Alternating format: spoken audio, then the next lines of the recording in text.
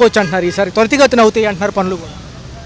అమరావతి పనులు అంటున్నారే కానీ అది మోడీ వచ్చి ఇక్కడ ఏదో చేసి ఏదో చేస్తాడు, ఒకేసారి మనకేదో అయిపోద్ది, అమరావతి ఏదో వచ్చేసి ఏదో తొందరగా ఏదో ఒక రాజధాని ఏర్పడిపోయింది అని అనుకోవటమే తప్ప అక్కడ ఏమీ లేదు. అక్కడ ఉన్న ఆ బీడు భూముల్ని ఎన్ని నాశనం చేసేసారు.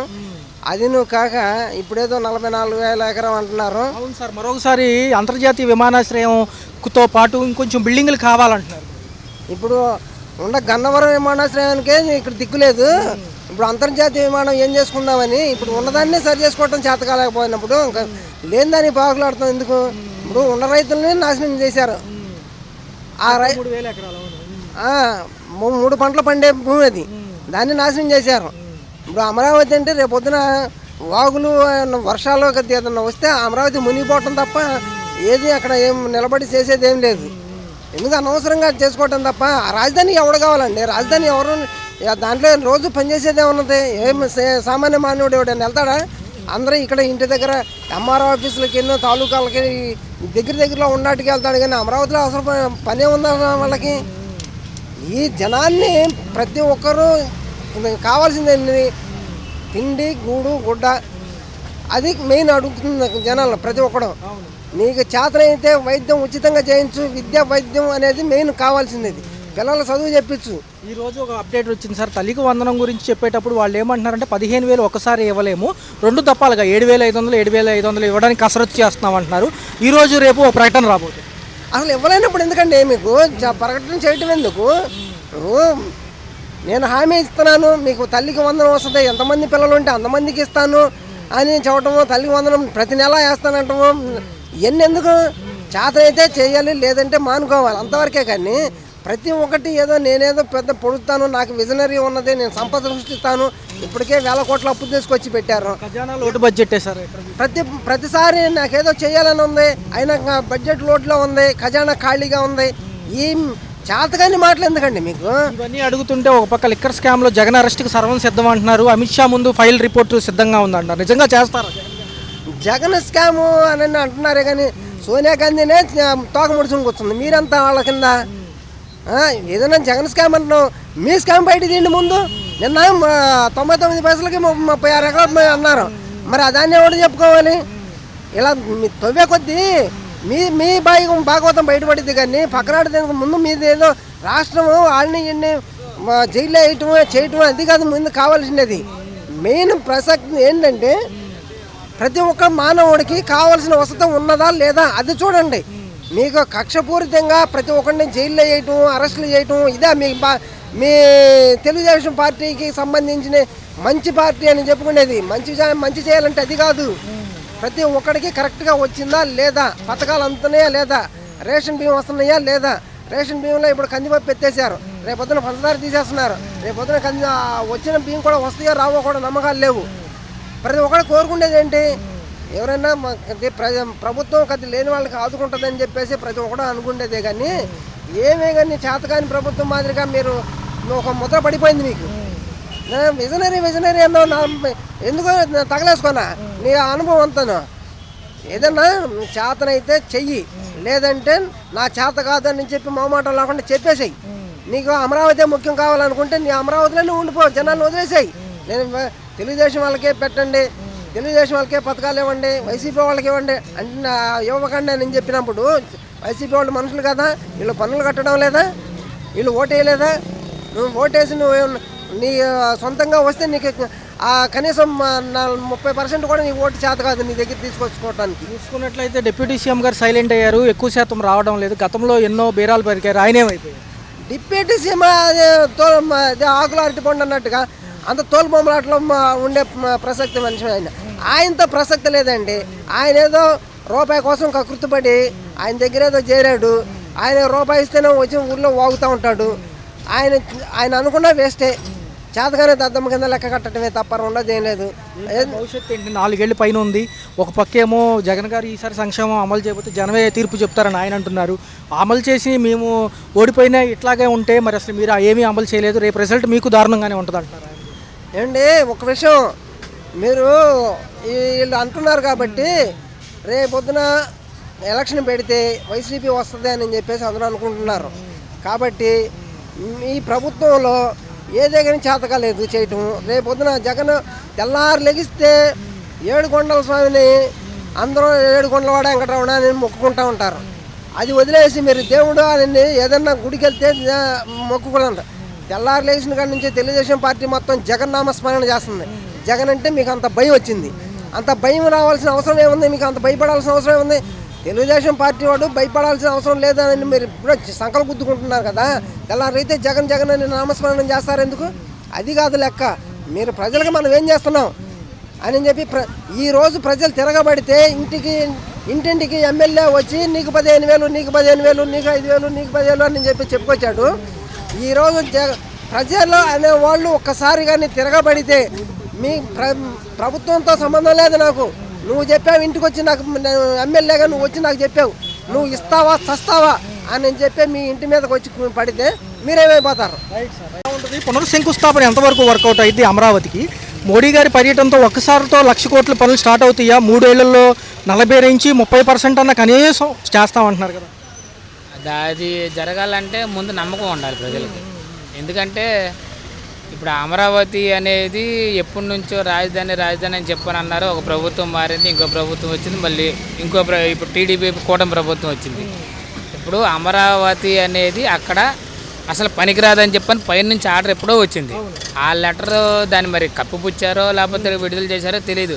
ఈ రాజధాని రైతులు ఏంటంటే రాజధాని అయింది, ఇక్కడ భూముల రేట్లు పెరిగినాయి, దానివల్ల మేము శుభ్రంగా బతుకుతున్నామని చెప్పని అనుకుంటున్నారు తప్ప అది పూర్తి అయితేనే కానీ చెప్పలేము ఎవరైనా సరే. 1,00,000 కోట్లతో పనులు అంటున్నారు. ఒక పక్క పోలవరం అమరావతికి సంబంధించిన ఇవన్నీ అవుతేనే మనకి ఉద్యోగ కల్పనలో తర్వాత సంపద సృష్టికి మార్గాలు ఉంటాయి అనేది బాబు గారి వర్షను.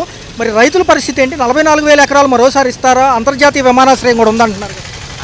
అంతర్రాష్ట్ర విమానాశ్రయం అని అంటే అది కళ.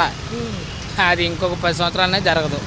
ఎందుకంటే అసలు అక్కడ విమానాశ్రయం ముందు రాజధాని నిర్మాణానికి సంబంధించిందే ఒకటి అవ్వట్లేదు.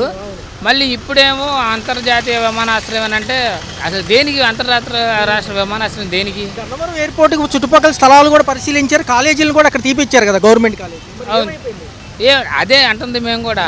మేమేమంటున్నామంటే ఉన్నదాన్ని డెవలప్ చేయండి, లేని దాన్ని చేస్తామని చెప్పనని ప్రజలకి ఆశ కల్పించేసి ఏంటి వాళ్ళల్లో ఒక రాజధాని రైతుల్లో ఒక ఇది చేస్తే వాళ్ళు ఏమనుకుంటారంటే అబ్బో ఇక్కడ మాకు రాజధాని వచ్చేస్తుంది, అంతర్రాష్ట్ర విమానాశ్రయం వచ్చేస్తుంది, ఇక మేము ఫ్లైట్లో తిరగచ్చు, ఇబ్బంది లేదని చెప్పి వాళ్ళు కలలుగా అంటున్నారు తప్ప అది ఒక్కటి ఇది జరిగిద్ది అని చెప్పని వాళ్ళ ఇది లేదనమాట. పథకాల గురించి అడిగినప్పుడు ఏమో డైవర్షన్స్ జరుగుతున్నాయి, ఒక పక్క చూస్తున్నారు జనం కూడా వాటిని ఆల్ అరెస్టులు ఇళ్ళ అరెస్టులు సరిపోతున్నాయి, లేకపోతే 99 పైసలకి ఎకరం భూమి కొత్తగా వచ్చింది అక్కడ విశాఖపట్నంలో, మేము ఇలాగే డీల్ చేస్తామని లోకేష్ గారు మీడియా ముఖంగా అంటున్నారు. అసలు దేనికి ఇవన్నీ, దేనికి సూచన? ఏమండి, ఏం లేదండి, వాళ్ళు చేసిన తప్పులు కప్పిపుచ్చుకోవడానికి ప్రజల్ని ఇదిగో మేము అది చేస్తాం ఇది చేస్తాం అని అంటున్నారు తప్ప ఒకటి చేసింది ఒకటి చేశారని చెప్పండి. ఇప్పుడు అన్నీ వదిలేసేయండి, పథకాల గురించి మాట్లాడుకుంటాం. సూపర్ 6 అది క్రికెట్గా పరిమితం, కానీ ఐదో ఓవర్కి 6 బాల్ ఉంటాయి చూసారా, అలాగ ఉంటుంది. ఇప్పుడు అమ్మఒడి ఉంది, అమ్మఒడి వేస్తేనే కదా పిల్లలకి ఏదైనా సరే. ఇప్పుడు అమ్మఒడి లేదు, సరే విద్యా దీవెన ఉందా, లేదు. ఏదన్నా గట్టిగా ఎవరన్నా ప్రశ్నించారనుకోండి వాళ్ళ మీద కేసులు పెడతాం, లోపల చేయడం, అదేమనంటే మాట్లాడితే రెడ్ బుక్ అంటాం. ఈ రోజు పొద్దున్నే ఒక అప్డేట్ వచ్చింది సార్, 7,500 చొప్పున 15,000 2 దఫాలుగా వేస్తాం, తల్లికి వందనం పథకం కింద అంటున్నారు. గతంలో ఎలా చెప్పలేదు కానీ ప్రజలు అంటున్నారు. గతంలో చెప్పలేదు కదండి, తల్లికి అమ్మఒడి కింద 15,000 అట్ ఎ టైము తల్లికి స్కూల్ ఓపెన్ చేసే టైంకి అమ్మఒడి అకౌంట్లో పని. ఇది 2 విధాలుగా వేస్తానంటే అసలు ఇది నవ్వుకోవాల్సిన విషయం అనమాట. 7,000 అంటే ఎంతమంది అయితే ఉంటారో అంతమందికి అది ఆ మినిస్టర్ గారి పేరు ఏదో ఉంది, ఆ సైకిల్ వేసుకొని తిరుగుతాడు కదా. ఇప్పుడు మరి ఆయన కూడా మేము నిలదీయొచ్చుగా, ఏంటి 2 సార్లు ఎందుకు వేస్తున్నారంటే ఒకేసారి వేస్తే పిల్లల భవిష్యత్తు బాగుండిద్ది. 2 దఫాలకి అయితే ఏమో ఒకసారి వేస్తారు, రెండోసారి వేయకుండా మానేస్తే అది సగం వేసి ప్రజల్ని ఆశ చూపించి పక్కన దారి పట్టించడం అన్న. సిట్టు విచారణ ఏంటి ఎంత త్వరితగతిన అయింది? గతంలో కోడికత్తి కేసు 5 ఏళ్ళు ఆయన పాపం లోపల ఉన్నారు, ఏమీ మాట్లాడనివ్వలేదు పాపం ఆయన్ని. ఇటుపక్క చూసుకుంటేనేమో ఎన్నో ఘటనలు ఉన్నాయి ఇలాంటి స్కామ్లు, ఏమీ రాలేదు. సిట్టు విచారణ అంటే 3 నెలల్లో తేలిపోయింది అంటారు. ఏం లేదండి, ఇదంతా ఒక డ్రామా అనమాట. ఇప్పుడు ఆ కోడికత్తి అతను అప్పుడు జైల్లో ఉన్నాడు, వాళ్ళ అమ్మగారు వాళ్ళు అటు ఇటు తిరిగారు, తర్వాత ఈ చంద్రబాబు నాయుడు దగ్గరికి వెళ్ళారు, మరి అంత ప్రజల మీద ప్రేమ ఉన్నవాడైతే 5 సంవత్సరాల లోపల ఉన్నాడే పాప మా పిల్లోడు భవిష్యత్తు బాడైపోద్ది అని సరే బయటికి తీసుకురావాల్సిన ఆలోచన వాళ్ళకు ఉండాలి. మరి జగన్ గారి మీద అటాక్ జరిగింది, వెళ్ళారు. ఇక్కడ సెంట్రల్ నియోజకవర్గం బోండా అమ్మ గారు ఉన్నారు, వెళ్ళారు. నిందితులు ఏదో రాయి అలా వేసి కొట్టారు. రాయేసి కొట్టినా పువ్వు వేసి కొట్టినా తప్పే కాబట్టి నిందితులను తీసుకొచ్చి లోపల వేయాలా. అసలు వాళ్ళు ఏమైపోయారంటే వాళ్ళకే తెలియాలి. ఎలా ఉంది సార్, నిజంగా అరెస్ట్ చేస్తారా? ఈయన అరెస్ట్ చేసే అంశం ఉందా? కూటమి ప్రభుత్వం అమిత్ షా దగ్గరికి వెళ్ళి కూర్చుంది, మాకు ఇదే అవకాశం అని చెప్పి చూపిస్తుంది. ఆయనేమో జగన్ గారిని ఇదే పరిణామం అంటున్నారు. నిజంగా అరెస్ట్ చేస్తే రాష్ట్రం ఎలా ఉండబోతుంది? అసలు జగన్ గారిని అరెస్ట్ చేస్తారన్నది కళ. అది వాళ్ళు పెట్టుకుంటే ఆయనే అన్నారుగా, నేను రెడీ, చూపించుకోండి, నేను దేనికైనా సిద్ధం. అప్పుడు కూడా అంతే కదా, అప్పుడు కూడా అందరినీ వదిలేసి బయటకు ఎన్నో కేసులు పెట్టారు. ఏంటి 14 నెలలు జైల్లో ఉన్నాడు, ఏమీ లేదని చెప్పని జగన్ అని బయటకు వచ్చాడు. ఇది అలాగే జరుగుద్ది. రాష్ట్ర ప్రజలు నమ్ముతారు ఈసారి? ఎందుకంటే జగన్ గారి సంక్షేమాలు అన్నీ అందని అని ప్రజలే అంటున్నారు. ఇప్పుడే జగన్ గారి పరిపాలన లేదని చెప్పని బాధపడుతున్నారండి. అదొకటి. ఇప్పుడు వీళ్ళు వచ్చారు, వీళ్ళు సంవత్సరం అయింది, ఒక్క హామీ నెరవేర్చాల. ఉచిత బస్సు అన్నారు, ఏది ఆ లోకేష్ గారు మంగళగిరిలో ఏదో ప్రైవేట్ బస్సులు పెట్టుకొని ఏంటి ఆ సొంత ఖర్చులతో ఆయన తిప్పుకుంటున్నాడు. అది ప్రజలకు కూడా వర్తించాలి. వర్తించుకోకుండా ఇదిగో మేము పెడతాం, అదిగో పువ్వు, ఇదిగో చెట్టు, అదిగో పువ్వు, ఇదిగో చెట్టు అని అంటే ఎట్టకుదిరేది. ప్రజలు నమ్మే ఇదిలో లేరండి, విసుగుపోయారు. అధికారులకు సంబంధించి సిట్టు విచారణలో జాప్యం ఉంది. ఎన్నో ఏళ్ల తరబడి సిబిఐ నుంచి బదిలీలు అయిన కేసులు కూడా చూసాం. కొన్ని సంవత్సరాలు, 10 ఏళ్ళు, 15 ఏళ్ళు, బోఫోర్స్ లాంటి పెద్ద పెద్ద కుంభకోణాలు కూడా కొన్ని ఏళ్ళు పట్టినాయి. మరి అలాంటిది సిట్టు విచారణ ఇంత త్వరితగతిన ఎలా పూర్తయింది? కేంద్రం బాగా ప్రోద్బలం ఉందా? దీంట్లో కేంద్రం వరకే ప్రోద్బలం ఉంటుంది, అభివృద్ధి పనులకు ఉండాలా. కానీ యాస్ట్రీస్ ఎవరైతే తప్పు చేశారో మొత్తం దేశం లోపల వాడేసి కక్కాల్సిన కక్కిస్తే దేశాభివృద్ధికి పనికొస్తాయి డబ్బులు. అంతేగాని ఎవరైతే కరెక్ట్గా పని చేసుకుంటా పోతారో ఏం మాట్లాడరు వాళ్ళు. పని చేయలోనే వచ్చే సెటైర్లు అదట ఇదట ఆడగొట్టి నొక్కేసారని చెప్తారు వాళ్ళు. కానీ ఖచ్చితంగా యాస్ట్రీస్ తప్పు చేసినప్పుడు ఒప్పు గ్యారెంటీ ఉంటుంది. ఏదైతే ఉందో గతంలో ఫోన్పేలు కూడా పక్కన పెట్టి డైరెక్ట్గా క్యాష్ తీసుకున్న లిక్కర్ స్కామ్ గురించి పెద్ద ఎత్తున ప్రచారాలు జరిగినప్పటికీ ఇప్పుడు తేలిపోయింది. విజయసాయిరెడ్డి గారు యాంటీ అయిపోయారు, రాజ్ కసిరెడ్డి బయటకు వచ్చాడు. నెలకి ఎంతెంత ఎక్కడెక్కడ పెట్టాము, దేనికి లావాదేవీలకు మళ్లించామని చిట్టా విప్పినట్టు సిట్టు ముందు చెప్పేశారు. అందరూ బయటకు వస్తున్నారు. సజ్జల రామకృష్ణారెడ్డి గారు అల్లుడు కూడా అరెస్ట్ అయ్యారు. ఎలా ఉంది? బాగుంది, చాలా బాగుంది. అంటే ఒక పార్టీ ఫీలింగ్తో కాకుండా మన తనే కూడా ఎక్కడైతే తప్పు చేసి వాళ్ళు ఖచ్చితంగా శిక్షించాలా, శిక్షిస్తారు కూడా. తదుపరి చర్యలు ఎలా ఉండబోతున్నాయి? జగన్మోహన్ రెడ్డి అరెస్టుకు సర్వం సిద్ధం, అమిత్ షా ముందు రిపోర్ట్ ఉందంటున్నారు ఢిల్లీలో. ఖచ్చితంగా అమిత్ షా గారు యాక్షన్ తీసుకుంటారు.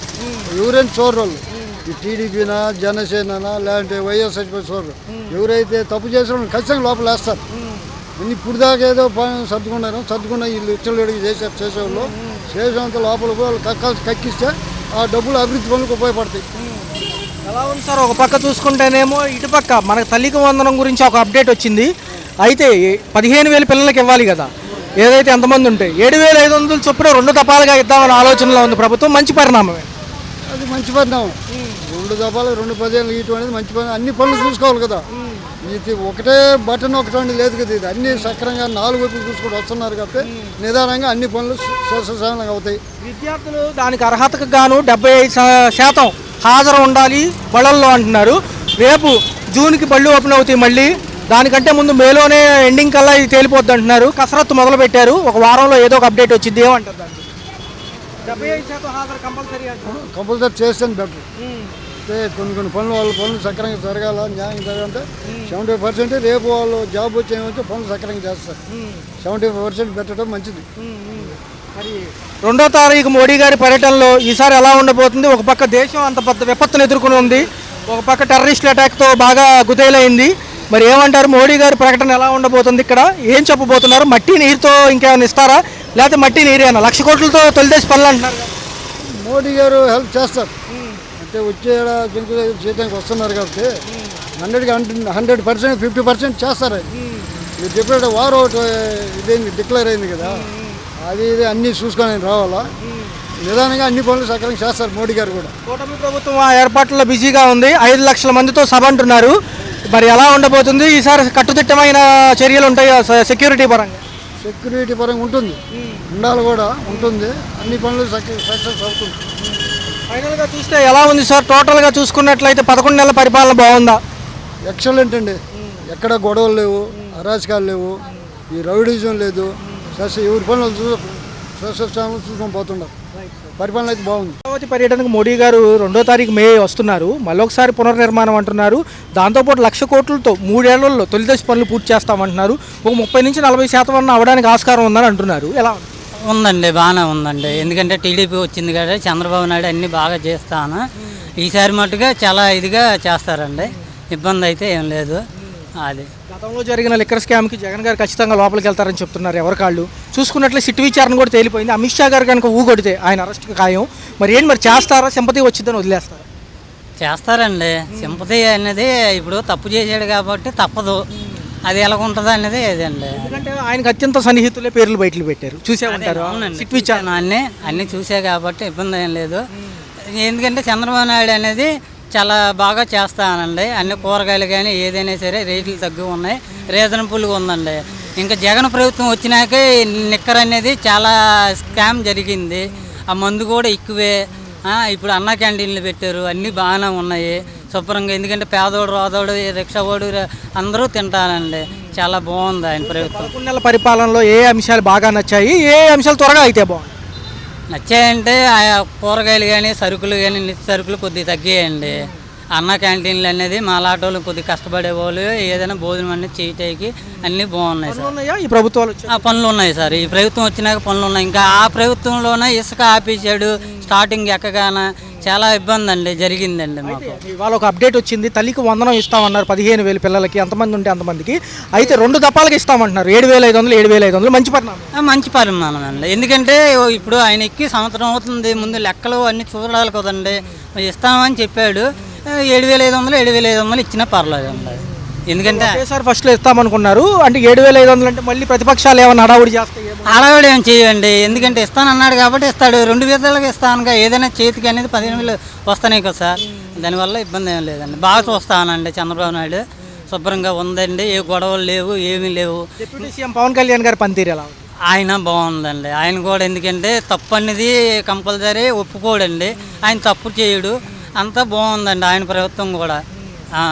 4 ఏళ్ళు ఎలా ఉండబోతుంది? కంపెనీలు అన్నీ అయితే మంచి ఆస్కారమేనా? ఏది మనకి ఉద్యోగాలకి, పిల్లలకు కానివ్వండి, మంచిగా ఇంకా ఉద్యోగాలు కంపెనీలతో పాటు వస్తాయి అంటున్నారు.